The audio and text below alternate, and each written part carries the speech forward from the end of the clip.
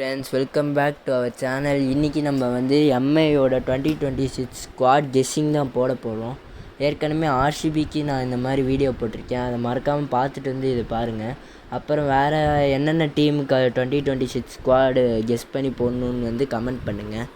Okay, opening பார்த்தோன்னா நம்ம ரோஹித் சர்மா கண்டிப்பாக இவர் ஓப்பனிங்க்கு வந்தே ஆகணும். வெறித்தனமாக ஆடுவார். Rohit Sharma opening confirm. எம்ஐக்கு opening Rohit Sharma. அப்புறம் குவிண்டன் டிகாக் தான் ஓப்பனிங் பண்ணுவாங்க. கடப்பார் லைனப் இஸ் பேக். அந்த மாதிரி ரோஹித் சர்மாவும் குவிண்டன் டிகாக்கும் ஓப்பனிங்கில் பார்த்தா வெறியாக இருக்கும். ரோஹித் சர்மாவும் குவிண்டன் டிகாக்கும் பயங்கர ஃபார்மில் ஆட போகிறாங்க. இவங்க ரெண்டு பேர் பேட்டில் ஒரு 300+, 500+ அந்த மாதிரி வந்துருச்சுன்னா எம்ஐ கண்டிப்பாக பயங்கரமாக இந்த குவாலிஃபை ஆயிடுவாங்க 2026க்கு. அப்புறம் ஒன் டவுனில் ஆட யாருக்கு தெரியுமா கைஸ்? நம்ம வில் ஜாக்ஸ். இவர் ஆர்சிபிக்கு 2024 வெறித்தனமாக குவாலிஃபையெல்லாம் கூப்பிட்டு போய் 1% சான்ஸ்லேயே குவாலிஃபை ஆனதுக்கு இவரும் ஒரு மெயின் ரீசன். இவர் பயங்கரமான பிளேயர். இவர் எம்ஐக்கு ஒன் டவுன் ஆடுவார். 2 டவுனில் வந்து நம்ம ஸ்கை சூரியகுமார் யாதவ்.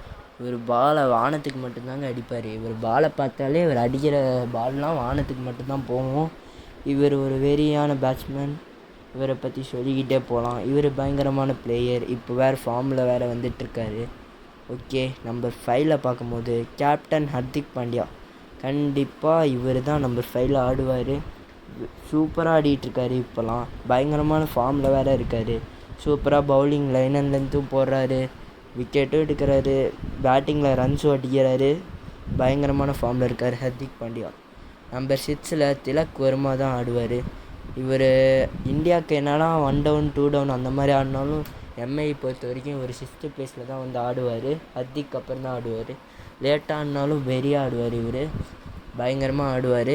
இவர் அப்புறம் நமந்தீர் வேறு இருக்கார். அவர் வேறு எண்ட் ஓவர்ஸில் வந்து 4-5 6 அடித்து ஒரு போன வருஷம் ஏதோ ஒரு மேட்ச்சு இவரும் ஹர்திக் பாண்டியாவும் அடித்து ஆர்சிபியோட நடந்த மேட்ச்சில் ஆல்மோஸ்ட் டஃப்பு கொடுத்தாங்க. வெறியாடுவார். இவர் வந்து 6 பாலில் 24 அடித்தார் போன வருஷம். நமந்தீர் வேறு மாதிரி ஒரு ஹிட்டர். அவர் நம்பர் 7 ஆடுவார்.